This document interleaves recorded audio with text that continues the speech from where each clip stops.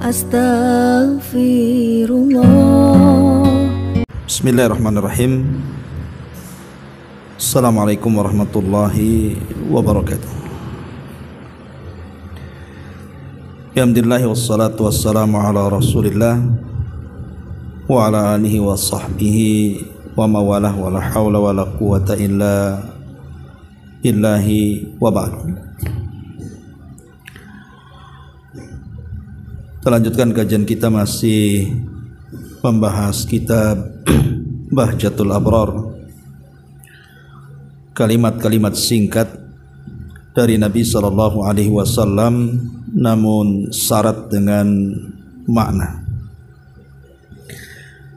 Dan kita masuk pada poin ke-30, pahala niat yang baik dan tidak terputus. Kita baca hadisnya baru kita jelaskan. An Abi Musa al-Ash'ari radhiyallahu anhu qala qala Rasulullah sallallahu alaihi wasallam idza maridal 'abdu aw safara kutiba lahu ma kana ya'malu sahihan muqiman, rawahul Bukhari. Dari Abi Musa al-Ash'ari radhiyallahu an, dia mengatakan Nabi sallallahu alaihi wasallam bersabda, jika salah seorang hamba sakit ataupun melakukan safar, perjalanan, maka akan dicatat baginya pahala ibadah sebagaimana yang biasa dikerjakan ketika dia mukim dan ketika dia sehat. Taib. Ma'asyiral muslimat, ibu-ibu yang dimuliakan Allah Subhanahu wa taala, hadis ini hadis yang sangat agung sekali karena menjelaskan tentang karunia rahmat Allah Subhanahu wa taala yang sangat luas bagi hamba-hambanya. Di antara faedah hadis ini, di sini ada kabar gembira bagi orang-orang yang menyibukkan dirinya dalam ketaatan ketika posisi dia sedang mukim dan sedang sehat badannya. Artinya kalau ibu sedang tidak kemana-mana, di rumah saja, dan badannya sedang sehat, jadi ibu lakukan aktivitas ibadah dengan berbagai macam ibadah. Sebut saja mungkin ibu sering melakukan qiyamul lail, salat malam dan tidak terputus, ataupun terbiasa melaksanakan puasa sunnah Senin Kamis, atau mungkin puasa Daud atau yang pendek puasa Ayyamul Bid, atau ibu suka baca Quran. Jadi setiap hari ibu bisa atau terbiasa membaca Quran, atau terbiasa berzikir, atau terbiasa bersedekah, atau terbiasa dengan silaturahim, atau ibadah-ibadah yang lainnya. Sebutkan ibadah-ibadah yang lainnya yang menjadi kebiasaan ibu selama ibu mukim dan badannya sedang sehat. Lah kalau seandainya Allah Subhanahu wa taala takdirkan kebiasaan-kebiasaan ibadah itu terputus karena dua sebab. Pertama, karena ibu sakit, sehingga yang biasa salat malam akhirnya tidak salat malam karena sakit, ataupun yang biasa puasa akhirnya terputus puasanya karena sakit, ataupun membaca Qur'annya, berzikirnya terputus karena sakit. Kalau dalam posisi sakit ini pahala Allah Subhanahu wa taala, maka kebiasaan-kebiasaan ibadah ketika ibu sehat itu tetap dicatat oleh Allah saat ibu sakitnya, walaupun ibu tidak mengamalkan amalan itu.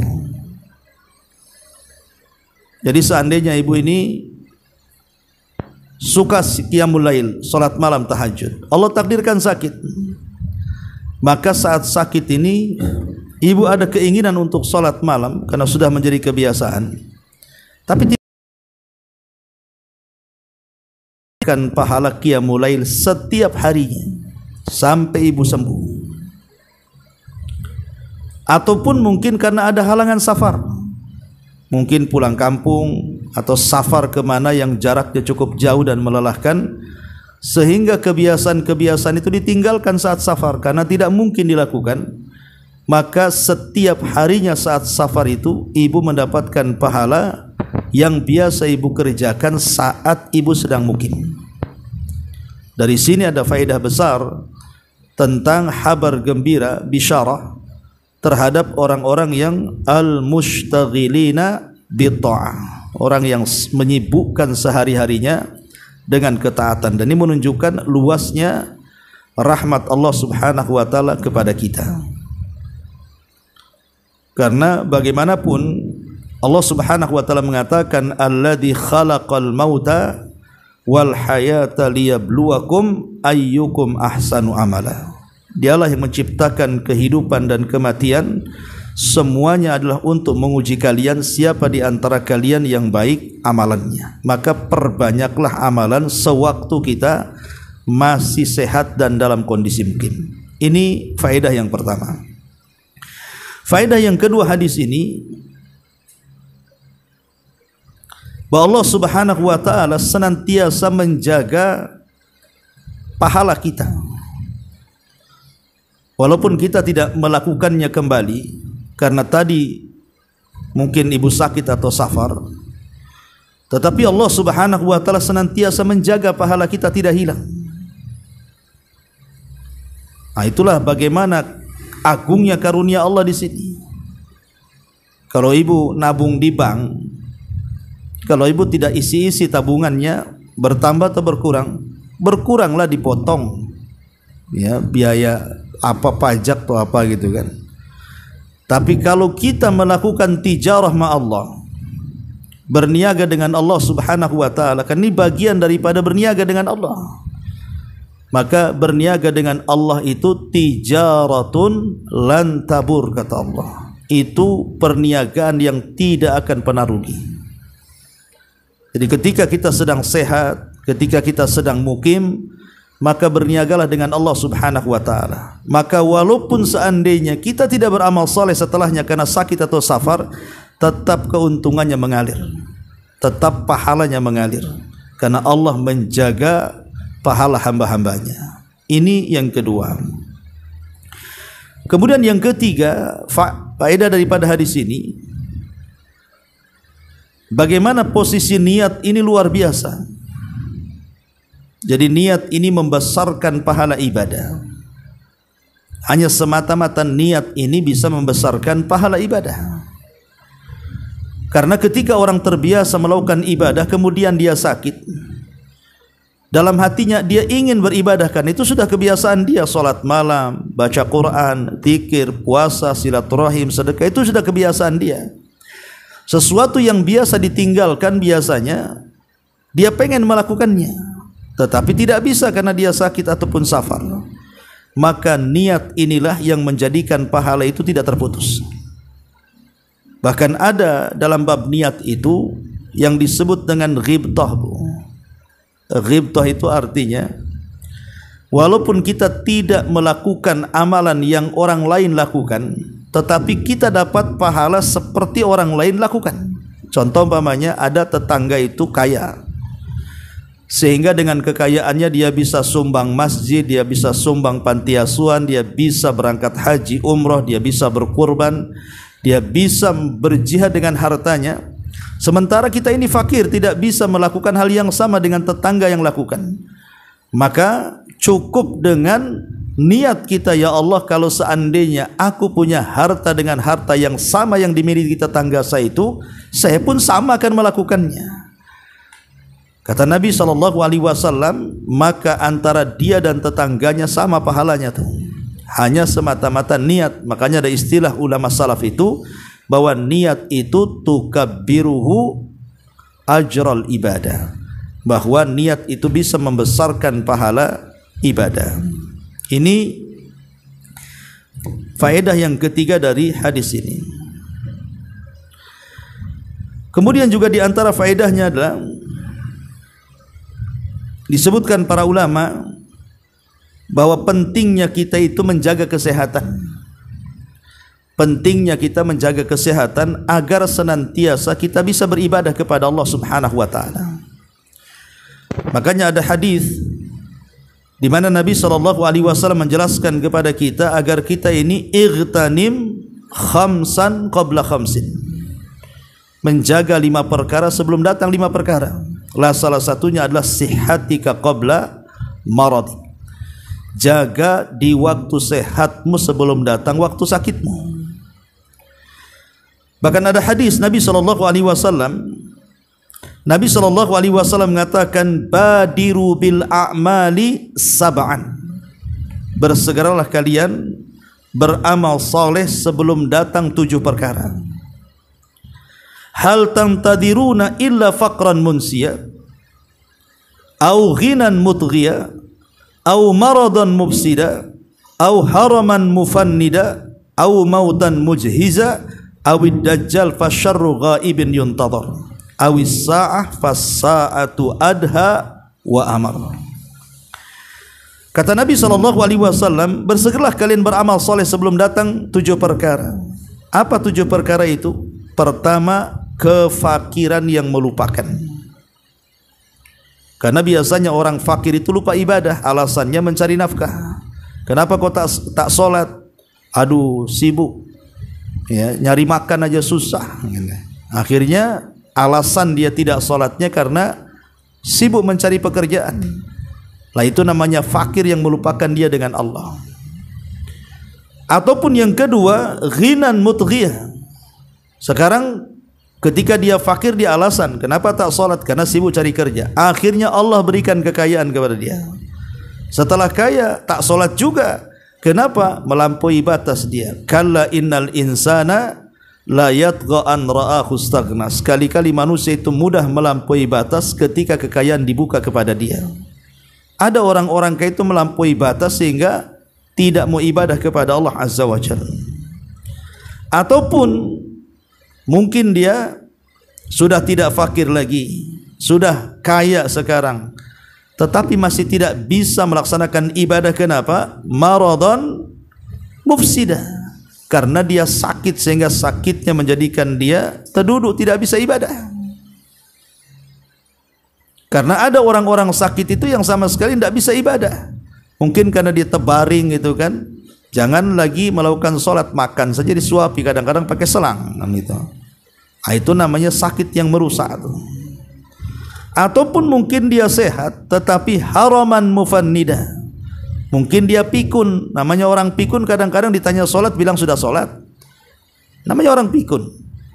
Ataupun kalau tidak pikun, mautan mujhiza, rupanya kematian mendadak menimpa dia. Atau kalau dia selamat dari kematian, dia menghadapi Dajjal dan itu seburuk-buruk yang ditunggu. Atau kalau selamat dari Dajjal, maka dia tidak selamat dari kiamat. Dan kiamat adalah adha wa amar, sesuatu yang sangat menakutkan bagi siapapun. Lah, dalam hadis ini ada kata-kata maridan mufsida, sakit yang merusak. Makanya kata Nabi SAW di permulaan hadis, badiru bil a'mal, segera beramal sebelum datang sakit. Karena kalau sudah sakit itu macam mana orang mau ibadah kepada Allah Subhanahu wa taala. Kemudian juga di antara faedah hadis ini adalah si'atu rahmatillahi azza wa jal wa lutfuhu bi ibadihi. Si'atu rahmatillah wa lutfuhu bi ibadihi. Luasnya rahmat Allah dan lembutnya Allah terhadap hamba-hambanya. Allah tetap memberikan balasan kepada orang yang sakit ataupun musafir selama ketika dia mukim dan ketika dia sehat, dia menyibukkan diri dengan ibadah kepada Allah Subhanahu wa taala. Masyarul muslimat, ibu-ibu yang dimuliakan Allah Subhanahu wa taala. Di sini Nabi SAW mengatakan, idza safara idza maridal abdu, apabila seseorang itu sakit sendiri, sebenarnya kalau orang itu bisa sabar dengan sakit ya, itu akan mendapatkan pahala yang sangat besar, Bu. Contoh hadis Nabi SAW, ma yazalul bala bil mu'min wal mu'minatin fi nafsihi wa waladihi wa malihi hatta yalqallaha wa ma alaihi khati'ah. Kata Rasul, seorang hamba itu akan senantiasa diuji oleh Allah, baik dia mukmin laki-laki atau perempuan, entah dengan penyakit yang menimpa dirinya atau ujian kepada anak dan hartanya, sampai dia berjumpa dengan Allah, dia tidak punya dosa sedikit pun. Artinya bahwa terkadang sakit ini bisa menggugurkan dosa tanpa harus banyak melakukan amal saleh. Jadi sakit sendiri kalau dihadapi dengan kesabaran, dengan mengharap pahala Allah Subhanahu wa taala dari musibah sakitnya itu akan banyak keutamaannya. Bukan hanya pahala, tapi dosa-dosanya digugurkan oleh Allah Azza wa Jalla. Rasul mengatakan, ma min muslimin yusibuhu adhan min maradin fama siwahu illa hattallahu bihi sayyiatihi kama tahuttu asyajaru kama tahuttu asyajaratu waraqaha. Kata Rasul, tidaklah seorang muslim ditimpa dengan berbagai macam yang menyakitkan seperti sakit atau yang lainnya, kecuali Allah Subhanahu wa taala akan hapus padanya kesalahan-kesalahan seperti merontoknya dedaunan dalam pohon. Lihat bagaimana orang yang sakitnya luar biasa kalau dia sabar, Bu ya. Ini selain daripada dapat pahala pekerjaan ibadah yang biasa dia lakukan ketika dia mukim atau ketika dia sehat. Selain itu, ya, jadi dia dapat pahala sendiri orang sakit itu. Ya, syaratnya cuma dua tadi, sabar dan dalam sakitnya mengharap pahala Allah Subhanahu wa taala. Ditambah-tambah dia akan mendapatkan pahala yang tidak dilakukannya tetapi biasa dilakukan ketika di saat dia sehat. Jadi itu namanya pahala di atas pahala, bertambah-tambah pahalanya tuh. Kalau orang sakit bisa sabar dan mengharap pahala Allah Subhanahu wa taala. Bahkan nanti pada hari kiamat, orang-orang yang tidak pernah sakit di dunia, orang-orang yang tidak pernah banyak ujian di dunia itu, nanti pada hari kiamat memandang orang-orang yang banyak ujian ketika di dunia kemudian mendapatkan banyak keutamaan di hadapan Allah itu, mereka cemburu. Sampai-sampai disebutkan dalam hadis, yawaddu ahlul afiyat yaumal qiyamah hina yu'ta ahlul bala'i thawab law anna juludahum kanat quridat fid dunya bil maqarid. Maka orang-orang yang tidak banyak ujiannya di dunia ketika di akhirat itu, maka mereka melihat ketika Allah memberikan pahala di akhirat kepada orang-orang yang banyak ujiannya di dunia, entah sakit atau apa namanya, seolah-olah kulit mereka lebih baik dikelupaskan dari badan mereka dengan alat yang bisa mengelupaskannya. Jadi mereka ingin seperti mereka karena cemburunya mereka kepada orang-orang yang banyak ditimpa musibah di dunia, terupanya di akhirat dia mendapatkan kedudukan yang tinggi di hadapan Allah Jalla fi'ula. Lihat bagaimana di sini keutamaan orang yang sakit. Kemudian yang kedua, au safar, ataupun dia safar. Ya. Kalau ketika ibu sedang safar itu, selama perjalanannya mungkin ibu banyak berzikir, ketika naik, ketika turun baca takbir, baca tasbih gitu ya. Kemudian juga selama perjalanan mungkin ibu di pesawat, mungkin ibu di bus, di kereta, terus lisannya berzikir kepada Allah dengan tasbih, takbir, tahmid, tahlil dan zikir-zikir yang lainnya, atau membaca Quran. Atau mungkin ketika safarnya ibu bersedekah. Ada orang-orang yang susah, ketika safar kita sedekah kepada orang-orang yang susah itu. Ataupun ketika safarnya ibu berbuat baik kepada orang, kepada teman safarnya dan begitu seterusnya. Itu pahala besar. Ya, karena musafir sendiri doanya mustajab. Ditambah-tambah ibu dapat pahala dari pahala yang ibu sering lakukan ketika ibu mukim. Ya, itu namanya pahala di atas pahala tuh namanya. Ya, jadi seorang musafir itu akan banyak pahalanya kalau seandainya dia bisa memanfaatkan ketika safarnya. Kemudian kata Nabi SAW, kutiba lahu, akan dicatat padanya, makana ya'malu sahihan mukimah, selama dia beramal soleh saat dia sedang sehat dan saat dia sedang mukim. Ma'asyiral muslimat yang dimuliakan Allah Azza wa Jalla, di sini ada faedah besar juga bahwa Nabi SAW mengajarkan kepada kita ada amal-amal yasir tetapi pahalanya besar. Ada amal-amal yang ringan itu tapi memiliki pahala yang sangat-sangat besar sekali. Dan dari sini juga menunjukkan apa, Bu? Ada pahala-pahala itu yang sifatnya tidak terputus. Ini kan tidak terputus namanya ini, karunia Allah Subhanahu wa taala. Dan bukan ini saja, ada beberapa amalan itu yang kalau kita lakukan kemudian kita berhenti tidak melakukan amalan itu, pahalanya tetap mengalir, Bu. Contoh umpamanya orang yang berdakwah. Orang-orang yang berdakwah mengajak manusia kepada kebaikan, gak usah jauh-jauh lah. Ibu mendakwai keluarga, mendakwai suami, mendakwai kerabat, saudara, anak-anak, orang tua, terserahlah, jangan jauh-jauh, atau tetangga gitu ya. Entah yang tadinya sholat akhirnya jadi sholat, entah yang tadinya malas ke pengajian jadi hadir di pengajian gitu ya, entah yang tadinya mungkin ngomongnya kotor akhirnya karena ibu ceramahi jadi santun. Pokoknya mengajak manusia kepada kebaikan lah tuh. Dan sadar orang itu, maka ketika dia sadar akhirnya dia sholat terus, kemudian ngomongnya juga santun terus, kemudian hadir terus di majelis taklim. Maka selama orang yang didakwahi itu, Bu, dia melakukan amal soleh yang kita arahkan, maka walaupun ibu duduk-duduk setelahnya, ibu dapat transferan pahala tuh, ya, dari orang yang ibu sadarkan. Makanya Nabi SAW sampai mengatakan, man dalla ala khairin kafaili. Barang siapa yang menunjukkan kepada sebuah kebaikan, maka baginya seperti pahala pelakunya. Man dalla ala hudan kana lahu ajrun wa ajru man amila ba'dahu la yanqusu min ujurihim syai'ah, kata Rasul.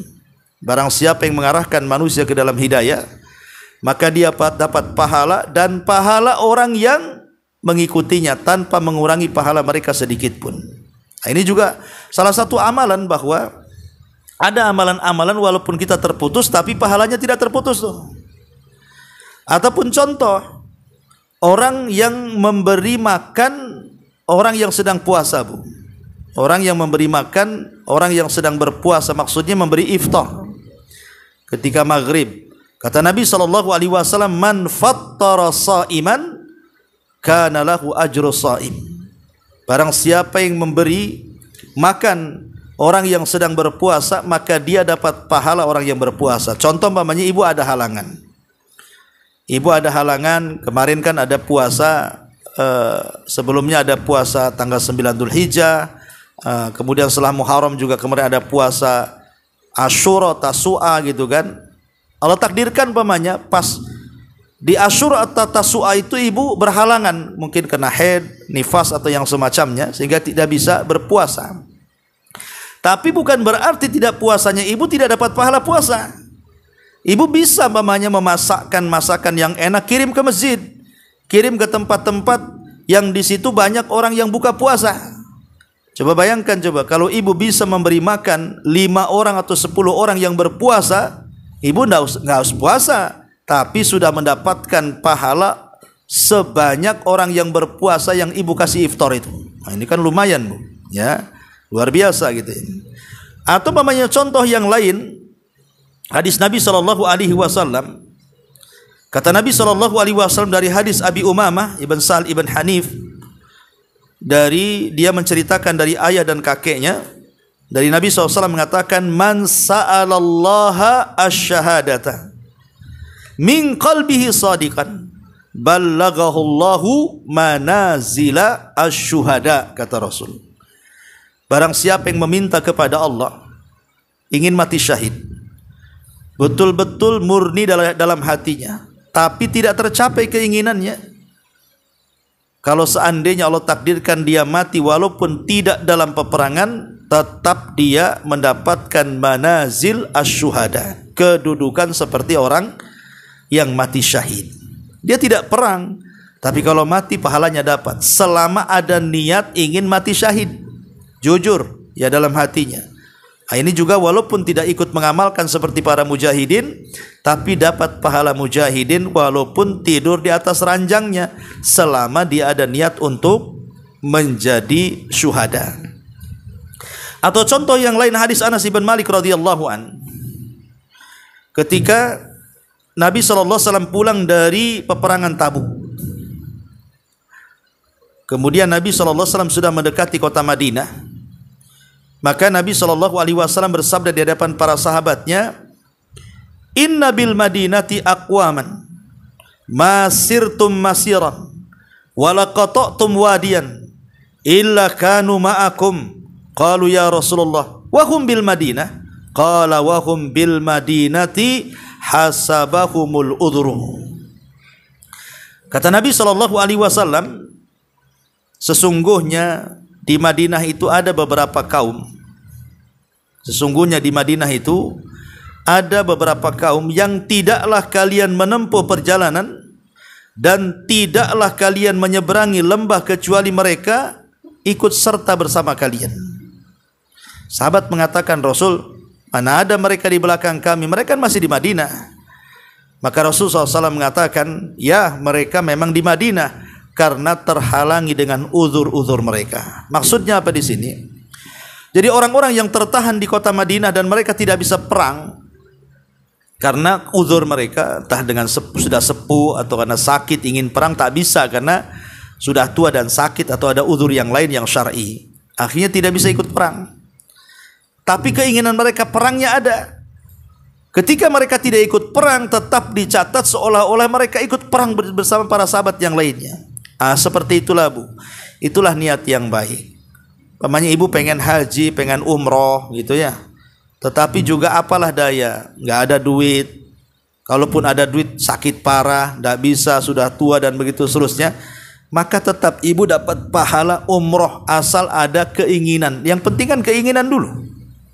Ya, keinginan yang kuat dulu, usaha. Kalaupun Allah takdirkan tidak sebagaimana keinginannya, pasti Allah akan tetap berikan pahala kepada ibu. Itulah besarnya kedudukan niat dalam Islam itu.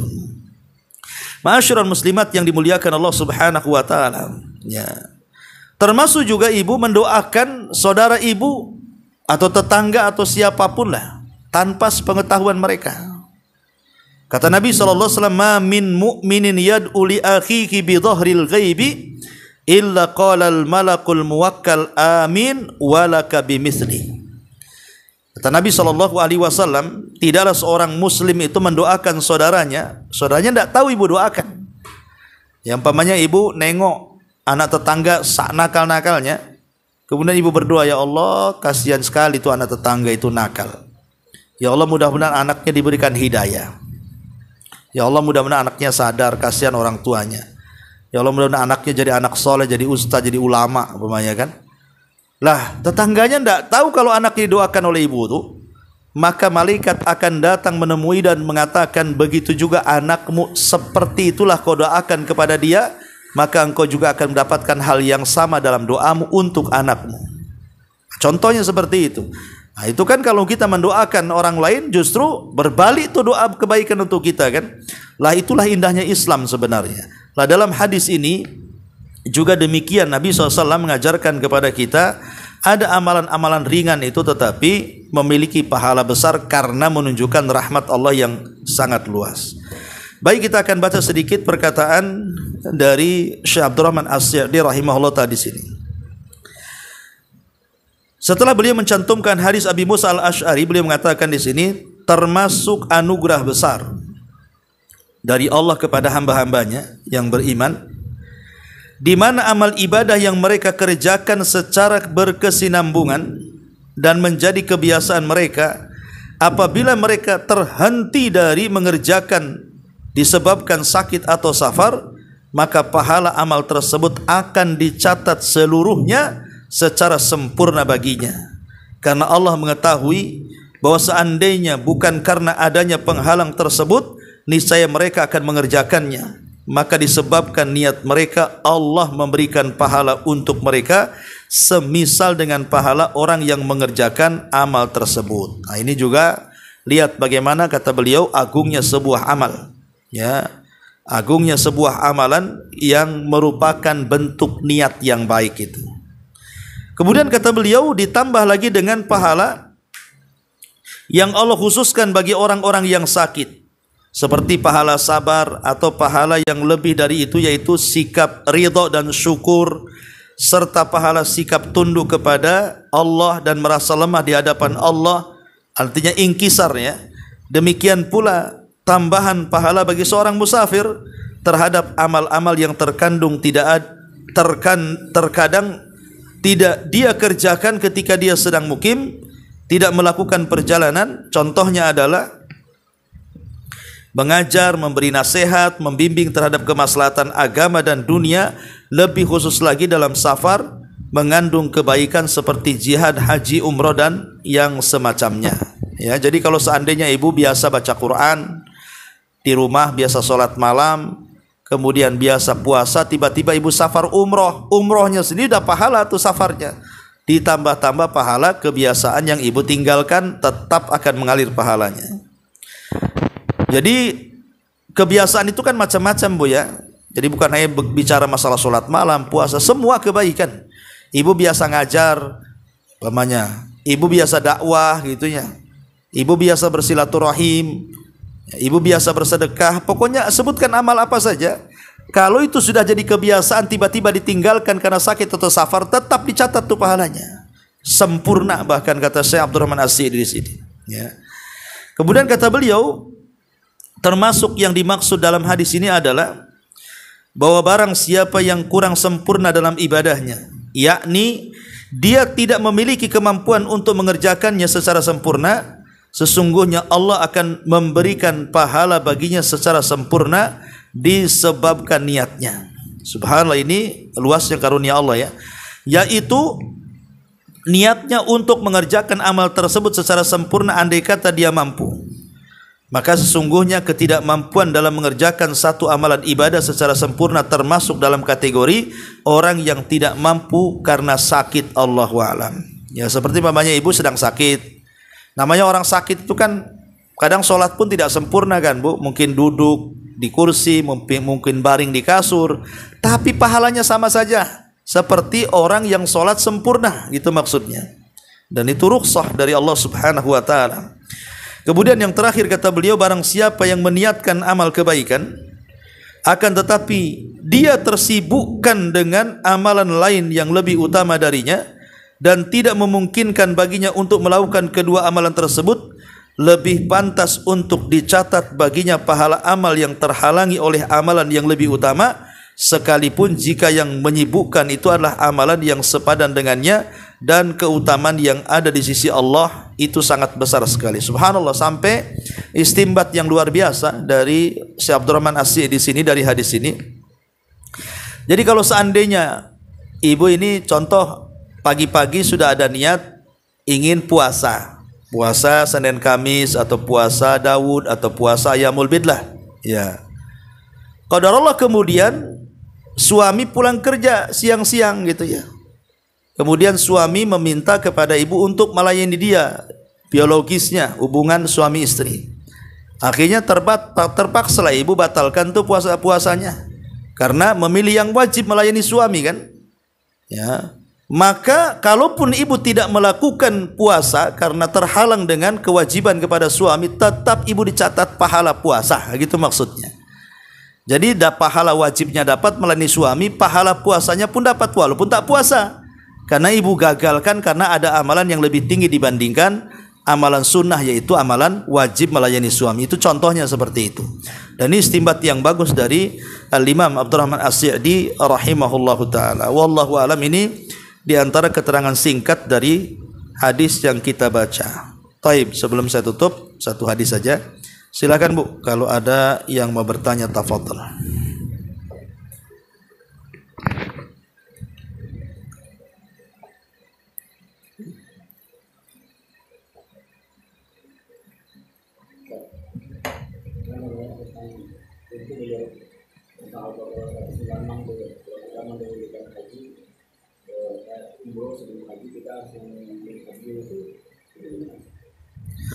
Wa atimul hajjata wal umrata lillah itu.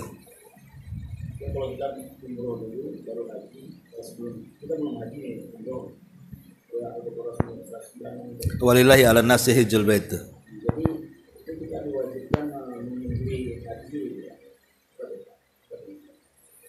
Mendahulukan haji sebelum umrah maksudnya?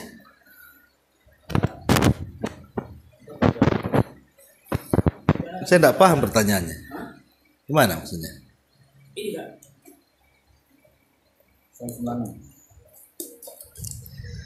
119.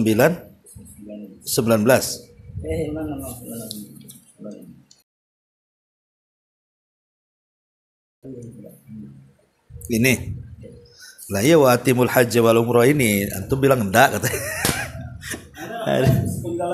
Lah iya makanya kan wa atimul hajj wal umrata lillah. Fa in uhsirtum famastaysara minal hajj wala tahliku ru'usakum hatta yablughal hadiyu mahillah.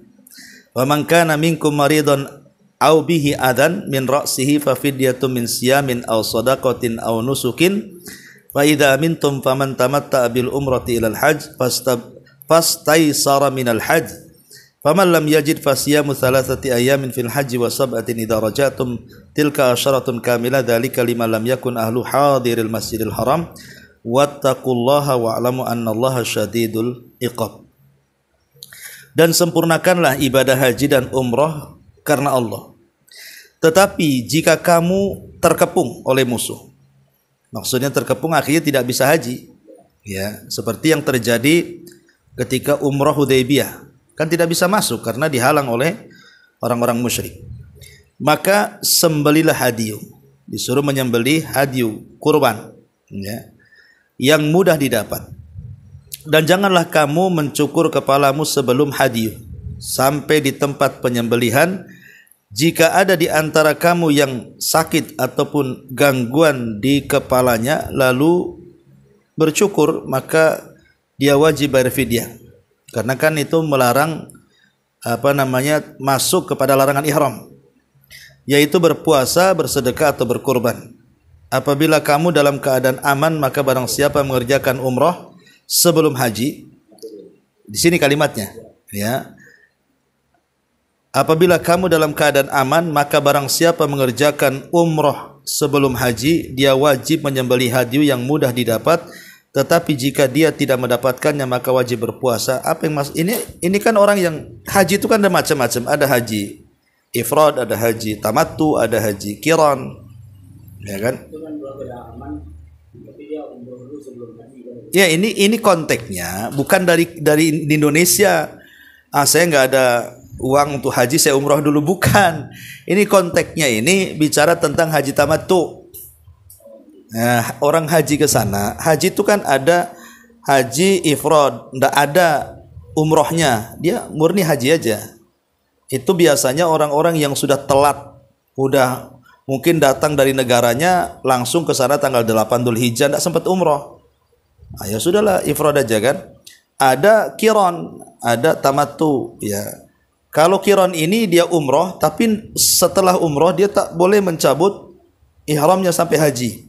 Kalau tamattu ini dia boleh tanpa, setelah umroh dia pakai pakaian biasa, pas haji baru dia pakai ihram. Nah gitu maksudnya. Yang saya pahami mungkin Pak Jul maksudnya dari Indonesia nggak punya uang haji umroh gitu ya? Bukan itu konteks ayat ini. Bukan, itu bukan konteks ayat ini, bukan bicara itu. Ini bicara masalah haji tamattu di sana. Kan haji tamattu itu haji yang membarengkan dengan umroh. Umroh dulu baru haji ketika tamattu itu. Qiran juga sama, cuman bedanya di kain ihram. Ada yang kain ihramnya tidak dibuka sampai haji, ada yang boleh dibuka nanti haji dipakai lagi. Nah gitu lah. Bagi yang konteksnya di sini kalau dia tidak melaksanakan umroh kemudian haji, maka dia kena fidyah tadi, nyembelih kambing dan diberikan kepada fuqara di sana. Ya, sepaham ya? Ya, wallahu a'lam. Iya. Taib wal alam subhanaka wa bihamdika asyhadu an la ilaha illa anta astaghfiruka wa atubu ilaik. Allahu taala alam. Assalamualaikum warahmatullahi wabarakatuh.